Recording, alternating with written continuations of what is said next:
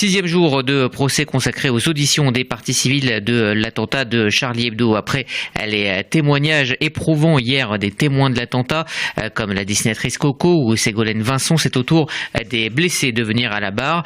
Églantine Delalleux, bonjour. Bonjour. Alors ce matin, c'était au tour du webmaster de Charlie, grièvement blessé, de témoigner.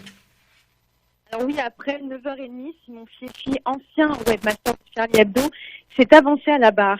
Grièvement blessé durant l'attentat, il se déplace aujourd'hui en béquille. Si le président justement lui propose une chaise, il dit vouloir témoigner debout devant la cour.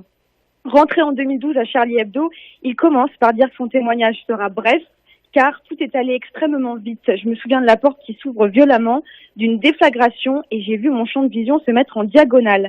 Il dit avoir entendu plusieurs phrases comme Allah Akbar et on ne tue pas les femmes. Alors les secours sont arrivés très peu de temps après cette scène. Oui, exactement. Simon Fieschi raconte que les pompiers ont mis un moment à l'extraire du fauteuil dans lequel il se trouvait. Il dit « Je demandais si les autres allaient bien, mais personne ne me disait rien. Je sentais que quelque chose de grave s'était passé.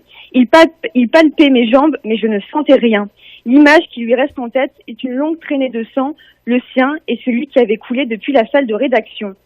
Il raconte aussi avoir été mis dans un coma dès son arrivée à la Pitié-Salpêtrière et ne se réveillera qu'une semaine plus tard. Le 7 janvier s'est donc arrêté pour moi et j'apprendrai ce qu'il s'est passé après tout le monde, rapporte-t-il.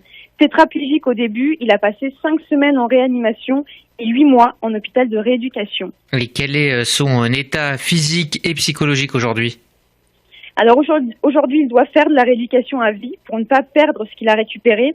Paralysé partiellement, son périmètre de marche est très limité et il se déplace seulement en béquille. Il a perdu en sensibilité au niveau du toucher. Il dit même que la douleur a remplacé le sens du toucher. Il raconte avoir perdu une bonne partie de l'usage de ses mains et avec un sourire, il dit regretter de ne plus pouvoir faire de doigt d'honneur. Il ne travaille plus à temps plein, a des troubles de l'attention et des douleurs chroniques. Il finit son poignant témoignage avec cette phrase « Cette balle ne m'a pas raté, mais en même temps, elle ne m'a pas eu ». Alors Fabrice Nicolino, journaliste lui aussi chez Charlie Hebdo, est venu témoigner ce matin et lui a voulu livrer un coup de gueule devant la cour. Oui, en effet, Rudy, après avoir raconté brièvement sa journée du 7 janvier, Fabrice Nicolino s'est lancé dans une tirade sur la liberté. Il a décrit les conditions de sécurité monstrueuses chez Charlie Hebdo en ce moment et le manque de soutien des journalistes. Ça ne vous intéresse pas ce qu'on subit, c'est insupportable pour moi, déclare-t-il. Il s'est ensuite attaqué à Edoui Plenel, le directeur de Mediapart, qui avait dit que Charlie menait une guerre contre les musulmans en disant devant la cour « Charlie Hebdo, c'est le journal de la liberté. Ces gens-là ne sont pas responsables directement, mais ont participé à la préparation psychologique de cet attentat. Jamais on ne leur pardonnera.